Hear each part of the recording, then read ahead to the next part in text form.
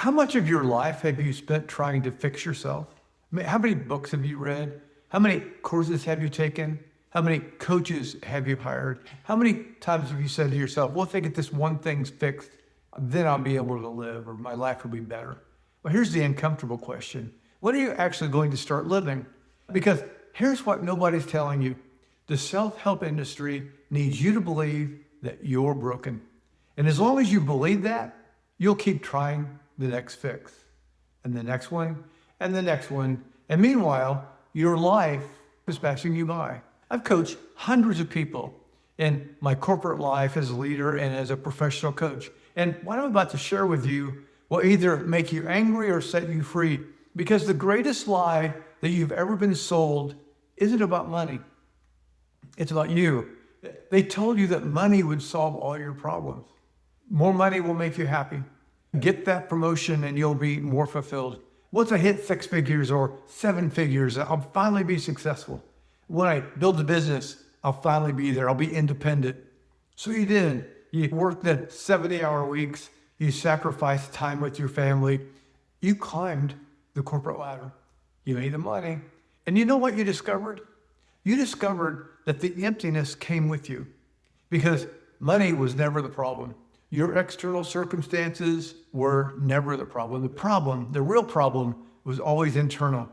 But the industry can't sell you that truth, because if you realize that no amount of external achievement would fill the internal void, you'd stop chasing it. You know what? Chasing it is powerful.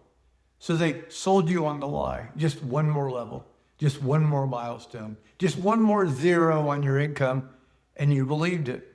Well, we all did.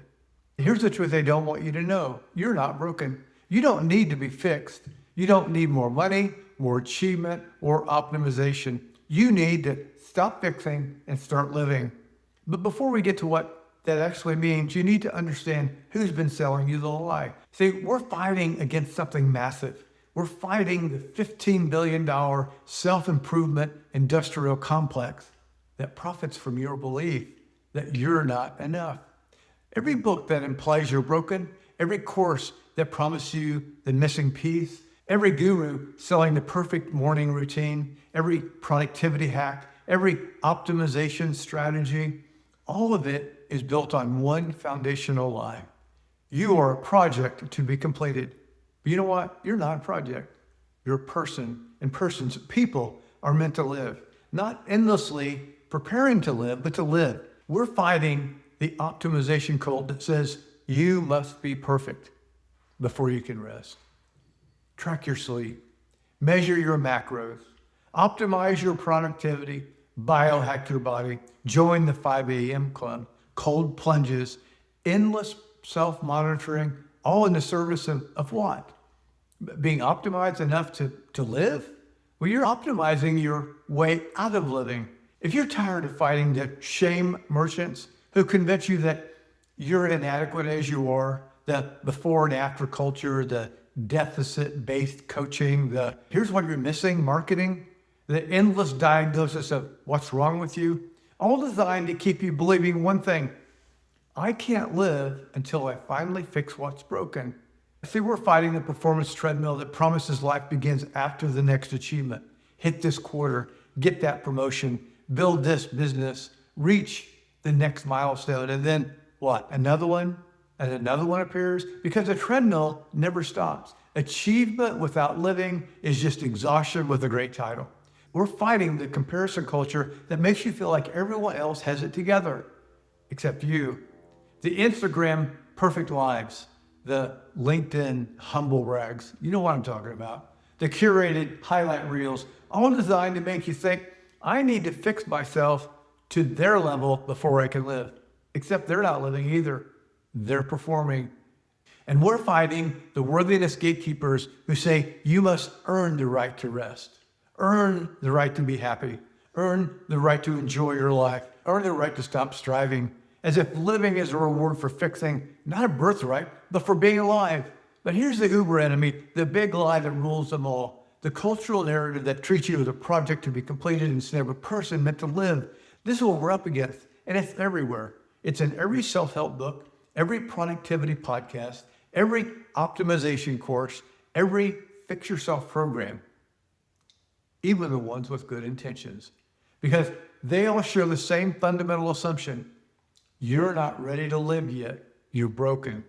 But what if that assumption is wrong? What if you've always been ready? What if the only thing standing between you and living is the belief that you need to be fixed first? Here's what I discovered after coaching hundreds of people. After watching successful people who had achieved everything they were told would make them happy sit in my office completely empty. Vice presidents who made 7 figures but couldn't stop checking email at dinner. CEOs who built empires but lost their families. Leaders everyone admired who looked in the mirror and didn't recognize themselves. Here's what I learned. The knowing-doing gap isn't a discipline problem. It's an identity problem. You know what you should do. You've always known what you should do. The problem isn't knowledge.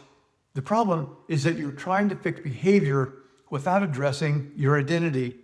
And behavior change without identity change is impossible. You're trying to install new apps on an old operating system, the old operating system that keeps pulling you back to old patterns, no matter how hard you try, no matter how much willpower you summon, no matter how many courses you take, because you can't fix your way to transformation. You have to build it. You have to have a new system. Not fix what's broken, but build what's missing. And what's missing isn't out there. It isn't more money. It's not the next achievement. It's not the perfect morning routine. It's not another productivity hack. What's missing is internal architecture. The architecture of who you're becoming or who you want to become, not what you're achieving, not what you're accumulating, not what you're optimizing, but who you're being or becoming. And that's what future self-architecture is about. Future self-architecture isn't another quick fix. It's not a hack. It's not a shortcut. It's definitely not a shortcut. It's not a 7-step system to transform your life in 30 days, because real change doesn't work that way, and you know it.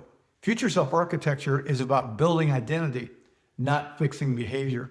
It's about understanding that you're running an operating system, and that operating system was written by a younger version of you to keep you safe, to survive circumstances that no longer exist.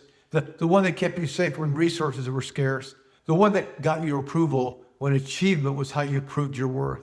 The one that kept you connected when saying no meant being abandoned. The operating system that protected you when trust was dangerous. The one that defended you when vulnerability meant weakness.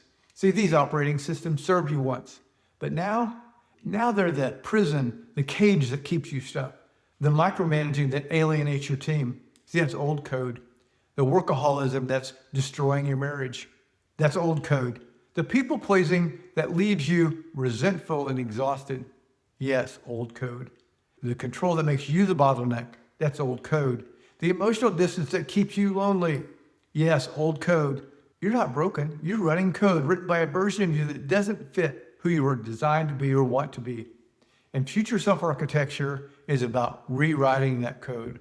Not through willpower, not through behavior modification, through trying harder, through identity integration, building the internal architecture that makes the behaviors you want effortless, not forced, not managed, definitely not white-knuckled, but effortless.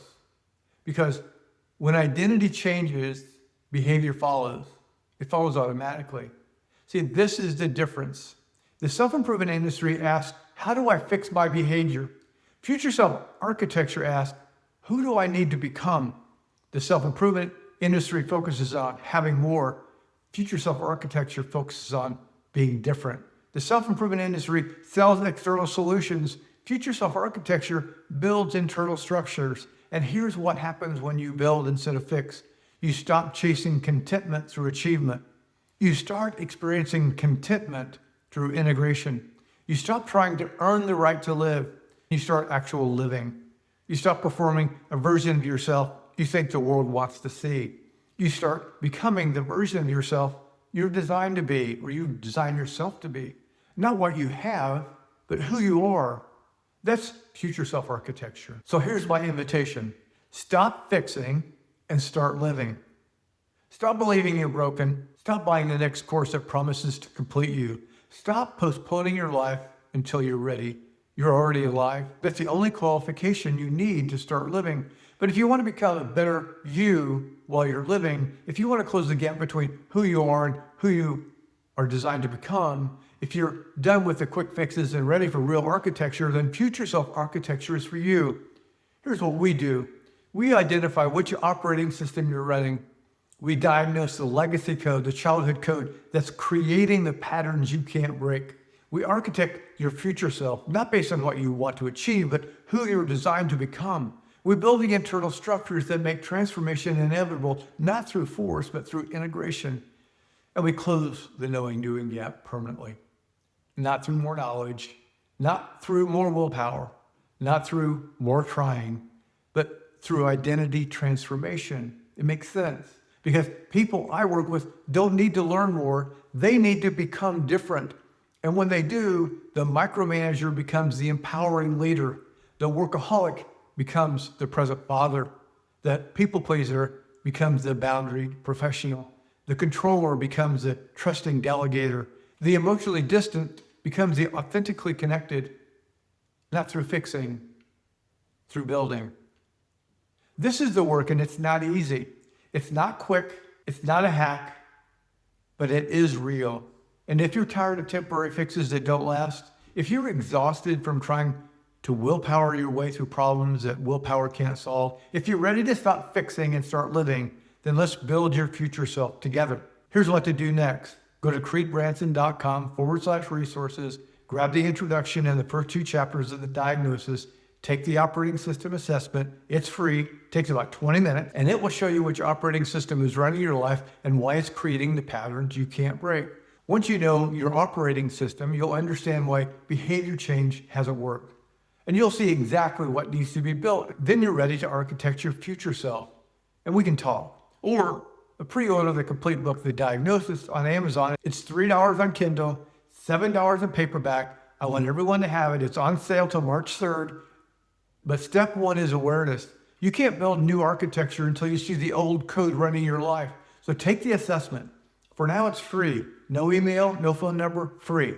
I want everyone to have it. Discover your operating system and let's start building. Stop fixing and start living. I'm Creed Branson, and I'll see you on the other side. So like, subscribe, and share. Stop fixing and let's start living. Thanks for tuning in.